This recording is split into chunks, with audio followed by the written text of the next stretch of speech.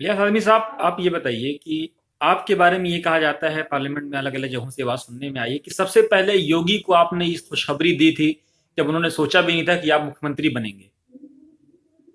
बस ऐसे ही मेरे दिमाग में आया। मैं तो ये जानता था कि बीजेपी जीतेगी, भारी बहुमत से जीतेगी। यहाँ तक कि जब बीजेपी ने लखनऊ में मीटिंग करके मिशन 260 का नारा दिया कि 260 जीतने का मिशन है, तो मैंने भाजपा के नेता से कहा था कि तुम लोग बेवकूफ हो क्या? कहा भैया क्या बताइए। मैंने कहा कि तुम लोग 360 सीट जीतोगे और 260 मांग रहे हो। तो लगा मेरी तरफ मुंह देखने। तो 360 नहीं, लेकिन 325 सीट तो जीता ही। तो और मैं वही जोड़ता था कि सारा गैर यादव बैकवर्ड चला जाएगा। वो 27% है, कम से कम 10-15% वोट तो बीजेपी के पास है ही है। उतना ही मिला उसको, 39-40%। तो क्या अब जो गैर यादव ओबीसी गया था, अब वो गैर यादव ओबीसी गैर मतलब जाटो दलित, क्या वो फिर वहां से छटपटाहट हो रही है, हट रहा है या टूट रहा है जो बीजेपी ने कॉम्बिनेशन बनाया था जीतने के लिए? देखिए, छटपटाहट तो उसमें है, अच्छा।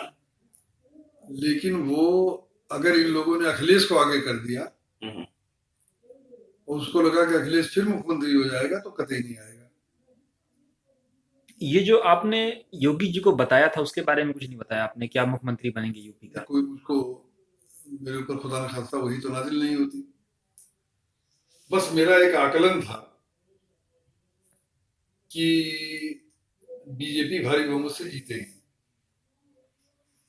बीजेपी के पास कोई ऐसा चेहरा नहीं है जो मजबूरी उसकी बन जाए। और मेरा कैलकुलेशन ये बता रहा था कि योगी ही मुख्यमंत्री होगा। अच्छा।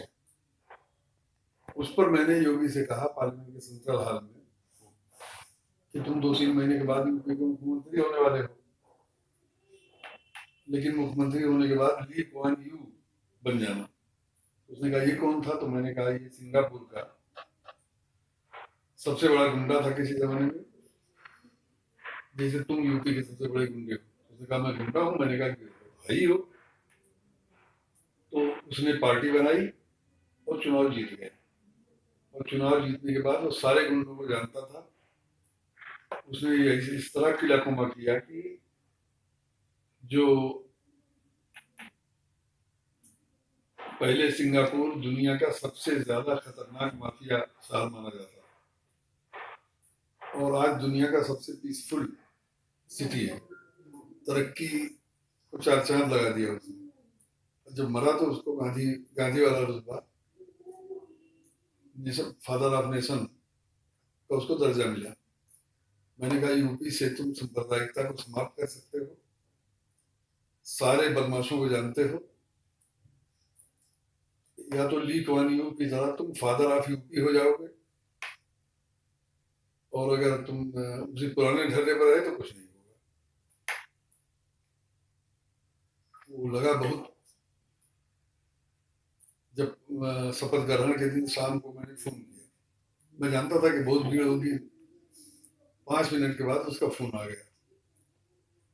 फोन आते ही कहता है जय श्री राम। तो मैंने कहा जय ली कुआन यू। तो हंसने लगा, तो कहने लगा कि वो मुझको याद है। मैंने कहा ठीक है। कहा भी मैं 4-5 दिन बहुत वो रहूंगा, व्यस्त रहूंगा, उसके बाद जब मिलना हो फोन कर देना।